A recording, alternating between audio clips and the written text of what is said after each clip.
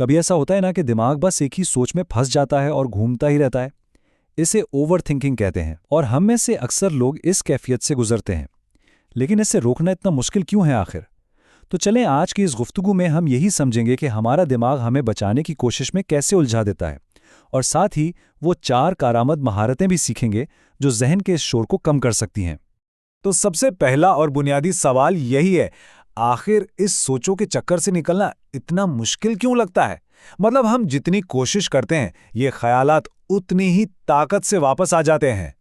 अच्छा, तो इसकी सबसे बड़ी वजह यह है कि हमारा दिमाग असल में हमें महफूज रखने की कोशिश कर रहा होता है। उसे लगता है कि हर मुमकिन खतरे के बारे में बार बार सोचकर वो हमें किसी बड़ी मुसीबत से बचा लेगा। ये किस्म का हमारा अपना हिफाजती निज़ाम है जो बस गलत सिमत में चल पड़ा और फायदे के बजाय नुकसान दे रहा है। चलें देखते हैं कि आज हम इस मसले को कैसे समझेंगे।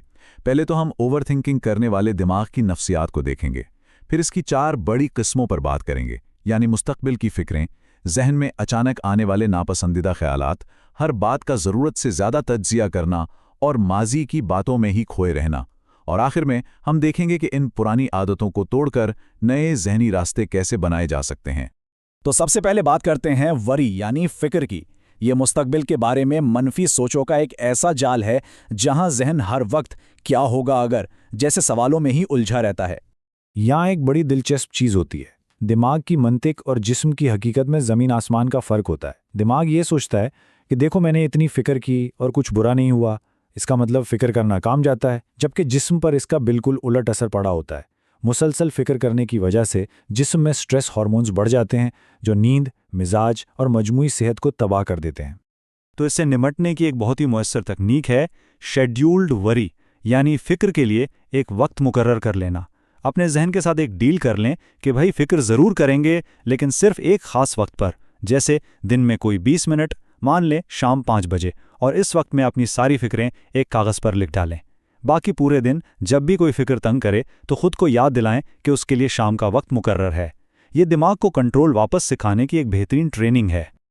अच्छा जी, अब आते हैं ओवरथिंकिंग की दूसरी किस्म पर, इंट्रूसिव थॉट्स, यानी वो बिन बुलाए और परेशान कुन ख्यालात जो एकदम से जहन में आ जाते हैं। ये ख्यालात अजीब, नागवार या कभी-कभी तो खौफनाक भी हो सकते हैं, और अगर किसी के साथ ऐसा होता है तो ये जानना बहुत ज़रूरी है कि ये एक बहुत ही आम बात है। ये बात शायद हैरान करे, लेकिन तकरीबन 95% लोग ऐसे नापसंदीदा ख्यालात का सामना करते हैं। तो असल मसला ख्याल का आना नहीं, बल्कि इस पर हमारा रद्द अमल है। जो लोग इससे परेशान नहीं होते वो इन ख्यालात को बस दिमाग का शोर समझकर नज़रअंदाज कर देते हैं, उन्हें कोई अहमियत ही नहीं देते। इसको समझने का एक बेहतरीन तरीका यह है कि अपने दिमाग को एक लफ्ज़ बनाने वाली मशीन के तौर पर देखा जाए। इस मशीन का काम ही बस लफ्ज़ और ख्यालात पैदा करना है, अच्छे, बुरे, अजीब, बेमानी, कुछ भी। ये ख्यालात हकीकत नहीं होते और ना ही ये हमारे किरदार को जाहिर करते हैं। ये बस एक जहनी सरगर्मी है। इस महारत को कॉग्निटिव डिफ्यूजन कहते हैं, जिसका मतलब है ख्यालात से खुद को अलग करके देखना। जब कोई ऐसा ख्याल आए तो उसे बस एक लेबल दे दें, जैसे शुक्रिया दिमाग, ये एक ख्याल था। इससे बहस ना करें, बस शायद हाँ शायद नहीं कहकर आगे बढ़ जाएं। और सबसे ज़रूरी बात, इस ख्याल के डर से अपनी ज़िंदगी ना बदलें। मतलब अगर गाड़ी चलाने का खौफनाक ख्याल आए तो ड्राइविंग करना ना छोड़ें, अपनी तवज्जो वापस अपने मौजूदा काम पर ले आएं। तीसरी किस्म है ओवर एनालाइजिंग, यानी हद से ज़्यादा तज्जिया करना। ये हर छोटी बड़ी बात के हर पहलू पर उस वक्त तक सोचते रहना है जब तक हर चीज़ पर मुकम्मल कंट्रोल का एहसास ना हो जाए। असल में ये बेचैनी और नाकामी के खौफ से बचने की एक कोशिश है।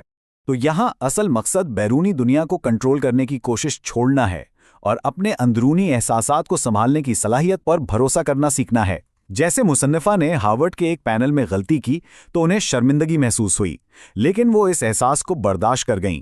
इस तजुर्बे ने उन्हें सिखाया कि वो गैर यकीनी सूरत हाल और इससे पैदा होने वाले जज्बात को संभाल सकती हैं। इसकी एक बहुत ही ज़बरदस्त मिसाल चिया जैंग की है। उन्होंने जानबूझकर 100 दिन तक लोगों से नहीं सुनने का चैलेंज कबूल किया।